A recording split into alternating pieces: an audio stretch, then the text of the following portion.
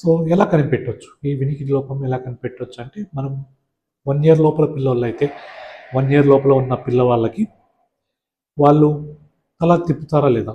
శబ్దం చేసినప్పుడు అటువైపు తల తిప్పుతారా లేదా?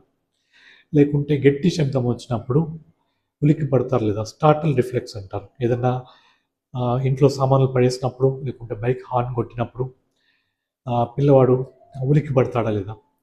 ఇలా లేని సందర్భంలో ఈఎన్టీ కన్సల్టెంట్ని సంప్రదించి ఎవాల్యుయేట్ చేసుకోవడం ఉత్తమం.